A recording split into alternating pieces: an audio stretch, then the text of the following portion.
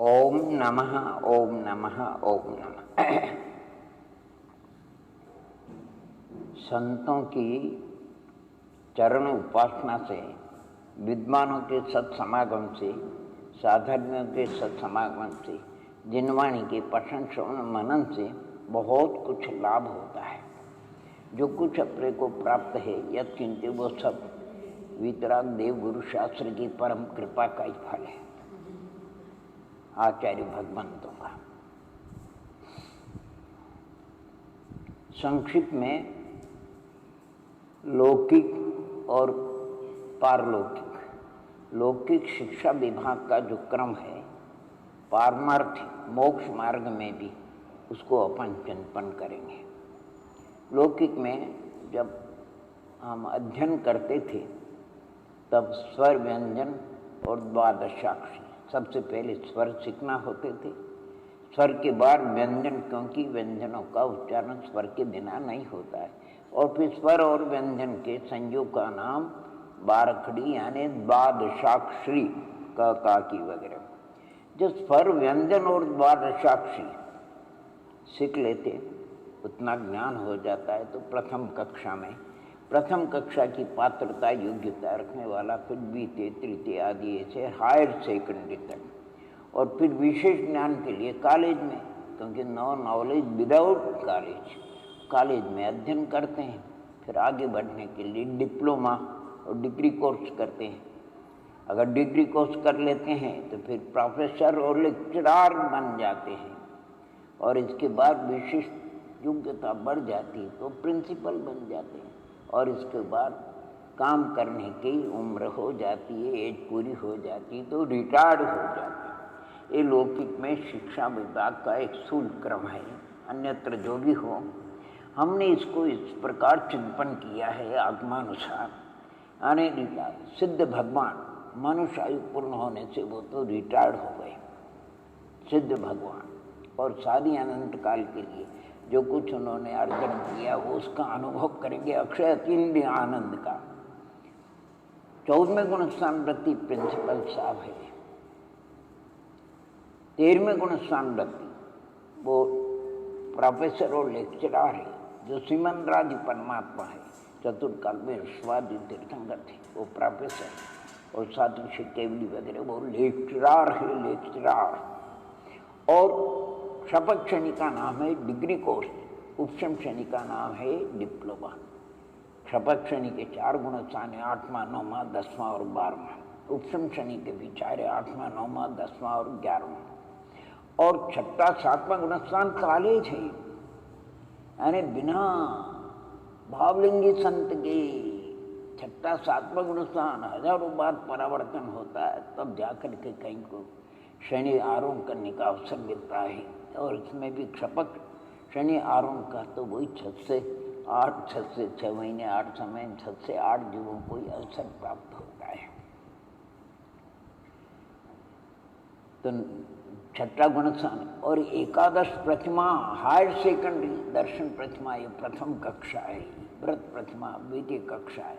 क्रमशः सामयिक प्रतिमा, प्रोतोपास प्रतिमा, शक्ति त्याग प्रतिमा, रात्रि भक्ति त्याग प्रतिमा, ब्रह्मचर्य प्रतिमा, आरंभ त्याग प्रतिमा, परिग्रह त्याग प्रतिमा, अनुमति त्याग प्रतिमा और उद्देश्य त्याग प्रतिमा। एकादश प्रतिमा हायर सेकेंडरी है, और इसके पहले स्वर व्यंजन और द्वादशाक्षरी सिक्री के समान मिथ्यात्व का अभाव, सम्यक दर्शन की प्राप्ति, अन्याय अनीति का अभाव, सदा न्याय नीति सदाचार से जीवन को यापन करना और अवक्ष का त्याग, अष्टमूलों का धारण करना, ये हमारे लिए स्वर व्यंजन और द्वादशाक्षरी सिक्री के समान है।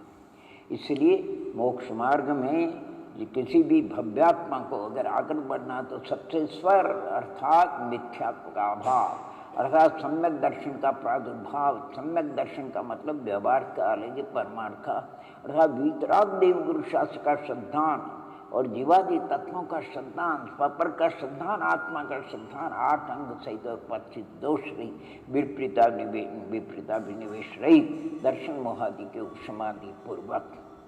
ऐसा सम्यक दर्शन किसी भव्यात्मा, चाहे वो औपशमिक हो, क्षापशमिक हो, यानी अनादि मिथ्यादृष्टि को तो औपशमिक सम्यक्त्व ही होता है। साधु मिथ्यादृष्टि को जब तक वेद काल लेता है उसको प्रथम गुण स्थान से क्षावसमिक सम्यक्त्व की भी प्राप्ति हो जाती है। और क्षायुक सम्यक दर्शन को तो नियम से क्षाव समित सम्यक दर्शी ही प्राप्त करते हैं। वही चौथे से सातवें तक केवली शुद्ध केवली के पाद मूल में दर्शन मोह की क्षपना करते पहले अनंतानुबंधी की विसर्जना करेंगे और फिर दर्शन मोह के मिथ्यात्व के सम्यक पर कृत्य वेदक हो जाएंगे और फिर इसके बाद वो निश्चय निकल क्षायिक सम्यक को प्राप्त हो जाते हैं।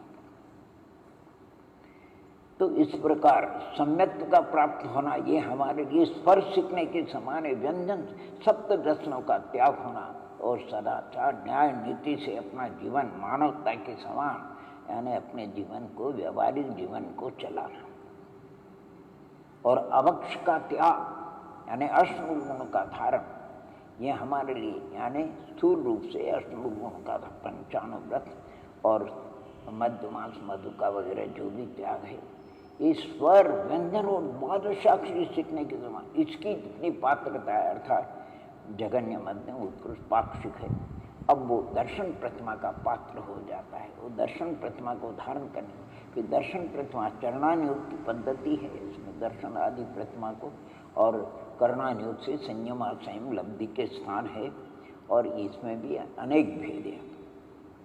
ये हर सेकंडी अगर कोई भव्यात्मा चरणानुयोग की पद्धति से यानी सप्तम प्रतिमा का धारी ब्रह्मचर्य प्रतिमा का धारक है, जो सप्तम कक्षा में पढ़ता है।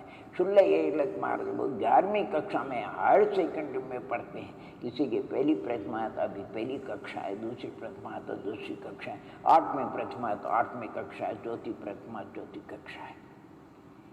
और जब निर्ग्रंथ हो जाते हैं 28 मूल गुणधारी हो जाते हैं, संयम लब्धि को प्राप्त हो जाते हैं, सब छठा सातवां गुण स्थान में जब झूलते हैं तब जाकर के कॉलेज कहलाता। कॉलेज यानी उसके बिगैर नो नॉलेज विदाउट काले अर्थात बिना निर्ग्रंथ हुए नग्गो ही मोक्ष मग्गो अर्थात उन्हीं को क्षपक्षणी उपशम का आरोप में होता है, वही अनंत सिद्ध अवस्था को प्राप्त होते हैं। इसलिए कॉलेज का होना बहुत ही आवश्यक है।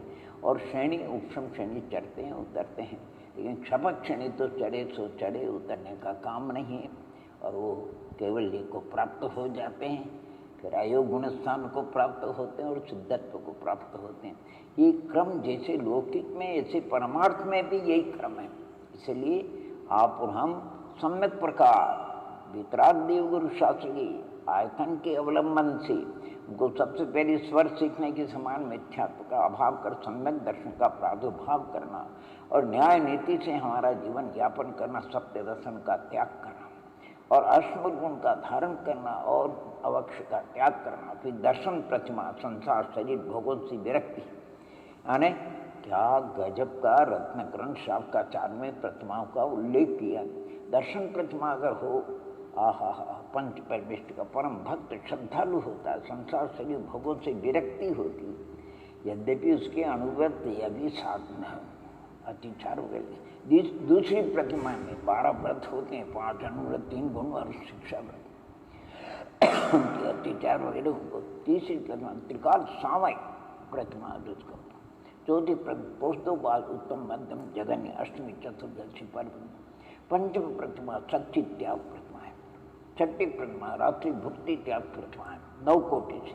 अरे वो स्वयं तो नहीं खाता है, ये तो बात सत्य है, लेकिन कई अपने आश्रित कोई सेवा करने वाले होते हैं, उनको भी रात को नहीं खिलाता है। कोई माँ होती है तो वो बच्चे को दूध नहीं पिलाएगी क्योंकि वो रात्रि भुक्ति त्यागी है, उसको वो देख लेगी तभी जाकर उस प्रतिमा को अंगीकार करेगी। ब्रह्मचर्य प्रतिमा यानी स्वविवाहिता पत्नी के साथ में भी भाई भगिनी भाई के समान व्यवहार होता। आत्मी आरंभ त्याग प्रतिमा नौमी। परिग्रह त्याग प्रतिमा त्याग क्रम रखा है, पहले आरंभ का त्याग होना जरूरी, फिर परिग्रह का त्याग होना, पहले ब्रह्मचर्य को धारण करना जरूरी। अगर संतान होगी तो फिर उनका पालन पोषण करना, उनके लिए व्यवस्था करना, इससे पहले ब्रह्मचर्य प्रतिमा, बाद में आरंभ और बाद में परिग्रह त्याग, फिर बाद में अनुमति और फिर उद्देश्य त्याग प्रतिमा। नहीं 10वीं प्रतिमा तक ये घर में रह करके साधना कर सकता है। 11वीं प्रतिमा में नियम है घर को छोड़ करके संतों के संग में पहुंच जाना है। उद्देश्य त्याग प्रतिमा, उसमें 2 भेद किए, क्षुल्लक और एलक। एक बार का प्रसंग है, सतना वाली माता जी उदयपुर में साधनारत थे और दर्शनों के लिए गए। कहीं प्रसंग आया तो हमने इसी प्रकार का भाव व्यक्त किया था और संग विराजमान थे। उस समय कुछ नहीं बोला, तो बाद में हम दर्शनों के लिए गए थे तो माता जी बोले, हम आरिकाओं को आपने कहाँ रखा है? कहाँ हायर सेकेंडरी में रखा कि कॉलेज में रखा, किस में रखा? हमने भी नहीं सोचा था। जैसे ही माता जी ने पूछा, हमको विचार आया और तुरंत हमने कहा कि माता जी, आपका कॉलेज तो है लेकिन गर्ल्स कॉलेज है आपका। यानी कॉलेज में लड़कियों का अलग होता है, छात्राओं का अलग होता है, छात्र का अलग होता है। माता जी बड़े खुश हुए, बड़े आनंदित हुए। बहुत विदुषी माता जी थी जिन्होंने त्रिलोक 60 प्रज्ञप्ति आदि की आहा टीकाएँ लिखी है, जिन्होंने उत्कृष्ट समाधि की धैर्यवद में। बहुत साधनारत थे भैया, ऐसे ऐसे भव्य जी, हम तो कुछ कह नहीं सकते।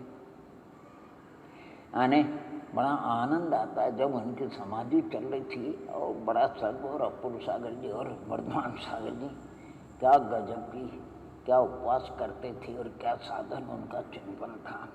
आने 2 उपवास, एक आचर्या, उसमें भी क्या लेना और क्या नहीं लेना। 72 कितने दिन तक उनकी वो साधना चलती रही और उसमें भी निरंतर तत्व ज्ञान में लवलीन लेना।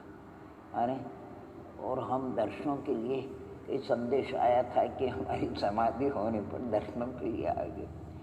कोई भैया, अशोक भैया, किसी के संदेश आया था, हमको अंदर में लगा था। हम भी योगानुयोग भावना भाई उनके चरणों में पहुंच गए। 2 दिन उनके पास रहे, बहुत ही अच्छी उन्होंने हमको आने इतना साधना रत रहते हुए इतनी बढ़िया से बढ़िया जन्मानी का रसास्वादन कराया।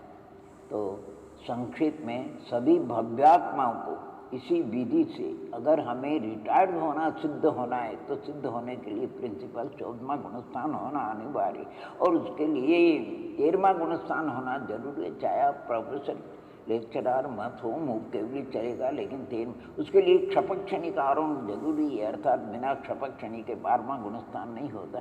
और क्षपक क्षणी के लिए क्षाइक सम्यक्त का होना जरूरी है, निर्गंत भावलिंगी होना तो जरूरी। और क्षाइक सम्यक्त के लिए क्षाव सम्यक सम्यक्त का होना, और क्षाव सम्यक सम्यक्त के लिए औपशमिक सम्यक्त का हो, और उसके लिए कर्ण लब्धि में अनिवृत्ति कर्ण, उसके लिए अपूर्व कर्ण, उसके लिए अधः कर्ण, उसके लिए पूर्व की 4 लब्धियों का होना भी जरूरी, और उसके लिए संज्ञी पंचेंद्रिय पर्याप्त कर्म भूमिका मतलब वज्र प्रसन्नारसानन का होना भी परम आवश्यक है। ये सब शास्त्रों में उल्लेख है। आप सभी भव्यात्मा अच्छी तरह इसी विधि से पुरुषार्थ करके और जल्दी से जल्दी सिद्धत्व को प्राप्त करें। ओम नमः, ओम नमः।